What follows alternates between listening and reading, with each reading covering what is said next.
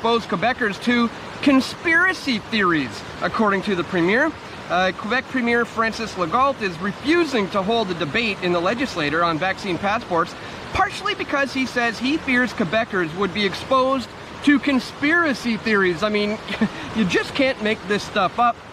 We're also going to get into this, guys. Choices have consequences.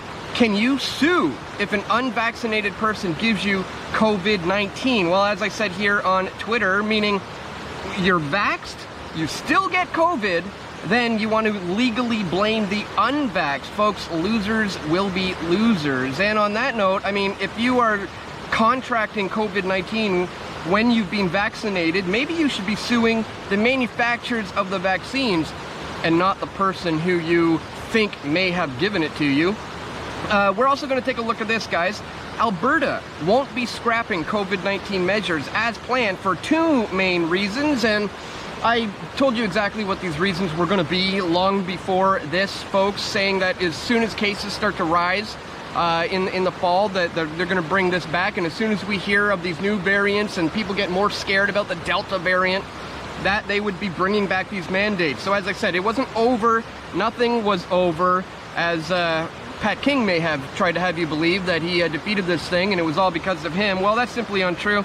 As you saw here, you may have missed it, but here we see I wasn't successful. No, I did not win the court case. Patrick King on Press for Truth, and Ezra Levant recently tweeted out about that, saying, sorry folks, Patrick King is a liar. Congrats to Dan Dix for smoking him out. And this person commented saying, well, of course he did not win. That does not make the fact that he could not show evidence of the virus any less truthful. This is selective editing. Are you not smart enough to see that? To which I said, they didn't have to present what he was asking for because it's irrelevant to his ticket case. They were not saying they can't produce those materials. They are saying they don't have to because the materials requested are not pertinent to his ticket case. Can you see that? And last but not least, guys, we're going to look at this. Canada, PM Trudeau planning snap election, seeks approval for COVID response. As we see here, Canadian Prime Minister Justin Trudeau is planning a snap election next month, betting that voters will reward his COVID-19 response and put him back into a majority. So we're going to talk about all of that, guys, and much, much more in this video. But just before we do, I'd ask that you check us out here at patreon.com/pressfortruth. Here's where you can sign up for a monthly reoccurring contribution. Guys, any contribution helps greatly. I currently have 138 of you fine folks signed up. Let's see if we can get that up to 140 today. Please check the links in the description below if you want to find out how you can get involved. All right, guys, we're going to start with this one. Breaking news today. We knew this was coming. I reported on this last week, but now it's official, and here it is. Federal government to require vaccinations for all federal public servants, air and train passengers. While Canada's vaccination rate is among the highest in the world, 81% of eligible Canadians have had at least one dose, Algabra said that the country must do better. We need to reach as many Canadians as possible, he said. The vaccine will be mandatory for federal employees and those working in federally regulated sectors, including airline, banking, broadcasting, railways, and telecommunications, among others, in an effort to boost stalled vaccination rates. There are more than 300,000 federal public servants, and hundreds of thousands of more are working in industries that fall under the federal labor code. So folks, we're talking about hundreds of thousands, possibly 500,000 or more people who are going to be forced to be vaccinated unless you cannot work. Now they continues to say it's not mandatory here in Canada. You show me where it's mandatory. Well, I would argue that if you can't go to work unless you have it, then it is de facto mandatory. Let's continue. He said that the government will work expeditiously with public servant unions and employers to get the mandate in place by October, if not sooner. This is not a recommendation. Intergovernmental Affairs Minister Dominic LeBlanc said all public servants, employees in federal regulated sectors must comply with the vaccine mandate or risk losing their jobs. This is a mandatory requirement to go to work in a federal workplace with the government of Canada. How free are you, ladies and gentlemen, here in this Canada, in this country, when medical tyranny can be imposed on you like this, when you cannot make an educated decision for yourself without being terminated from your job about a medical decision and having the government essentially force you to do this is where we're at today. I've been warned about it for a long time. Sadly, we're here. Obviously, there will be certain individuals for medical reasons that will not be able to vaccinate, and appropriate officials will work with them to ensure that the appropriate measures take place. That is one of the most important things to remember, guys. There are always exceptions to the rule. You can defy these orders at every incremental step of the way towards tyranny. There are religious exemptions. There are medical exemptions. There are many reasons why you can actually get around this. They may say you have to test every 2 weeks or, you know, things of that nature. There are even ways around that, guys. There are ways to continue to just live your life and push back against these authoritarian regimes. And I've shown that, and we will continue to show that. But let's get through this article. It's incredibly important to understand. Starting soon, all commercial air travelers and passengers on provincial trains and large marine vessels with overnight accommodations like cruise ships will have to be vaccinated, he said.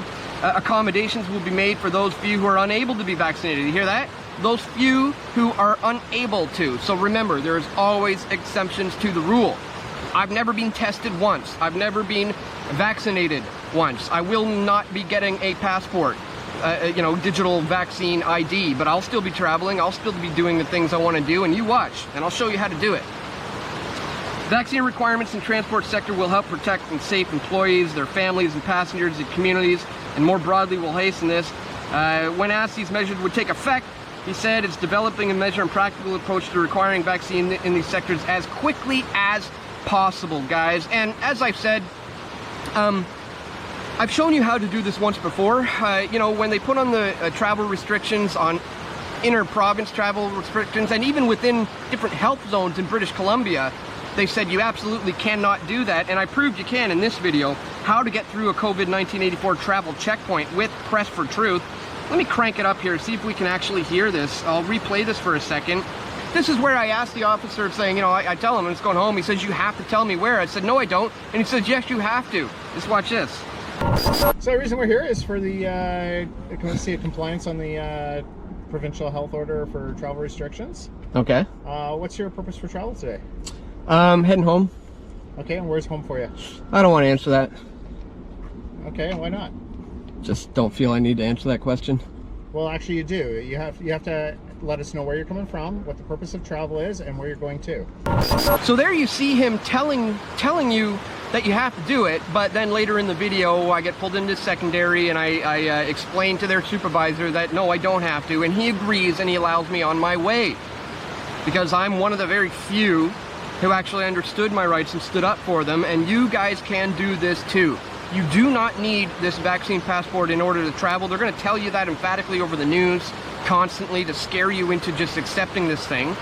But you don't have to do it, guys.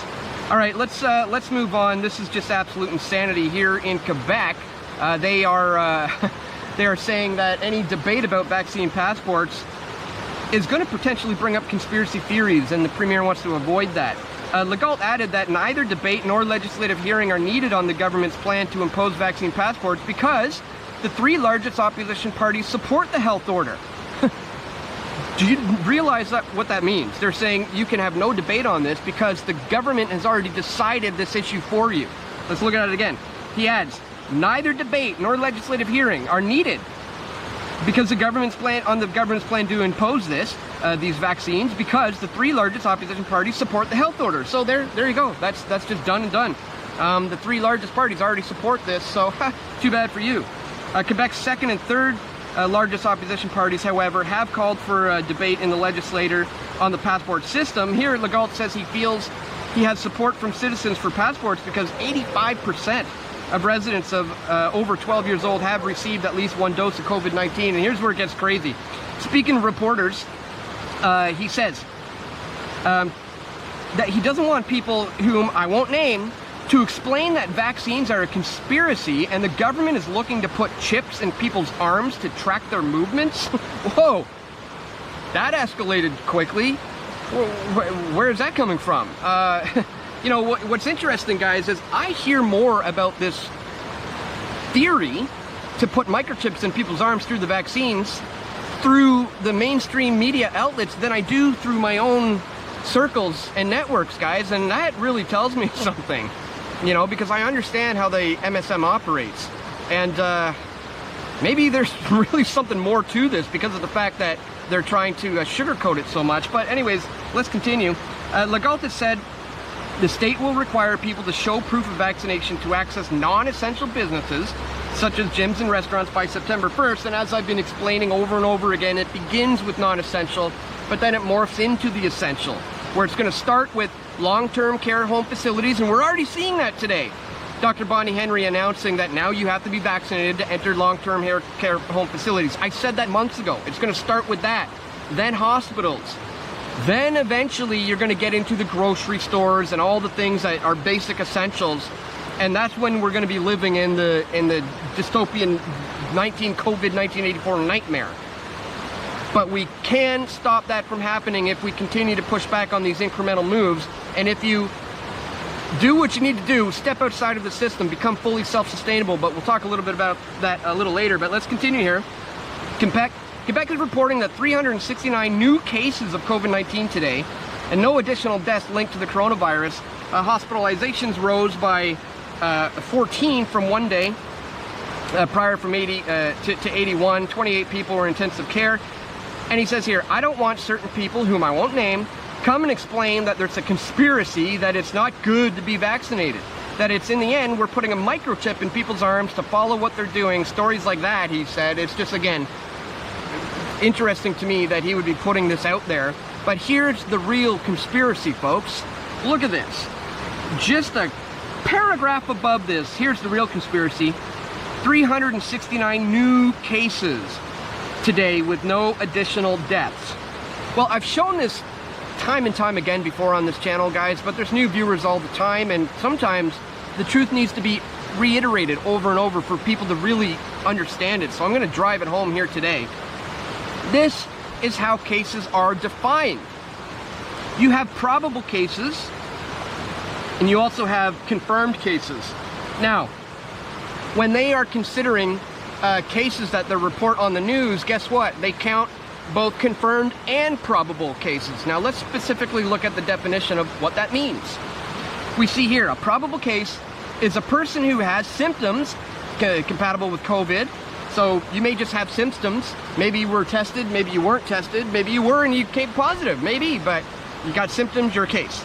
But here's where it gets crazy. If you've traveled to and from an affected area, had high risk of exposure, i.e. close contact with a confirmed case of COVID-19, or was exposed to a known cluster or outbreak. Now let me explain what that means specifically, because it's so important for you to understand. Right here, it says if you have come into exposure with high risk or close contact with confirmed cases of COVID-19. So what that means is you could be at a restaurant with 50 other patrons in there, and because you filled out your contact tracing information, you gave them your name and your phone number. Well, if it turns out that they find out that somebody who else was in there at the same time that you were tested positive for COVID, well, now they have to contact every one of those 50 people who were in there, and those 50 people are counted as a case. We don't know if they're positive or negative, if they've been tested or not. It's all in the air. But the news still counts that as a case. And this is why we see the case numbers going up, and why we see so much fear and hysteria in the minds of the masses, because they don't understand that cases do not equate to deaths and hospitalizations. So that's the real conspiracy here, guys. So it's just quite laughable, really, that he would try to brush off, microchips in people's arms, when the real conspiracy is they're making up the fear state here. We're also going to take a look at this. As I said here, choices have consequences. Can you sue if unvaccinated persons give you COVID-19? And it kind of gets into the article right here.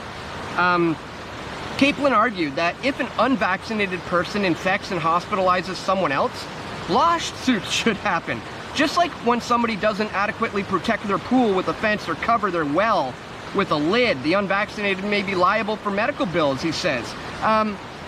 Let's just address that analogy, shall we? He's saying if you didn't properly cover the well on your property, or somebody comes into close proximity with you and they fall down your well and they injure themselves because you didn't properly adequately protect your property, then you may be liable for their medical bills or damages. But here's the thing.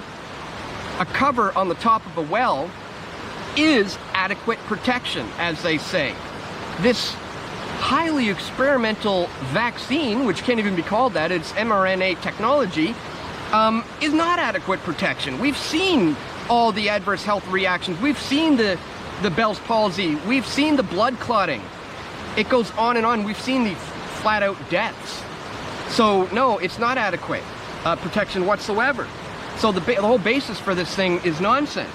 It says here, non-vaccinators are prolonging the pandemic, increasing the risk of more variants emerging and putting risk and harm, including children under 12 who can't be vaccinated, and those immune disorders, or people with cancer who have robust response to vaccines, just pumping up the fear state.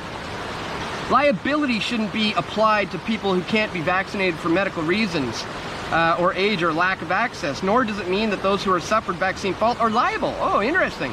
Fully vaccinated people can still get breakthrough infections and spread the disease. Yes, exactly. So how do I know you're not the one spreading it if you're the one with the vaccine? You know, this whole trying to sue people, and how are you even going to prove that somebody had it in the first place? It's just absolute nonsense. But here's where things get crazy. He says, we've been spending months here in Canada and many parts of the world trying to figure out how to protect the rights of the unmasked and the unvaccinated.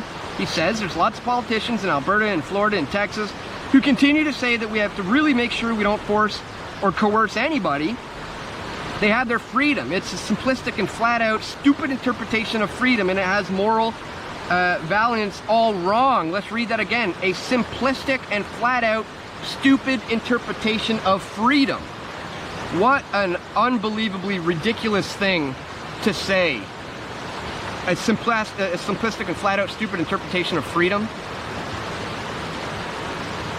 This is not a stupid interpretation of freedom. This is an expression of how freedom actually plays out in the real world. I can't believe they would even go there, essentially. But I don't know if you saw my my video. I don't have it loaded up here, but anyways, if you haven't seen it yet, my little interview with Arnold Schwarzenegger, where he says that screw your freedoms. Check that one out if you haven't seen it yet, guys. Of course, it is a parody, but I had fun doing that one.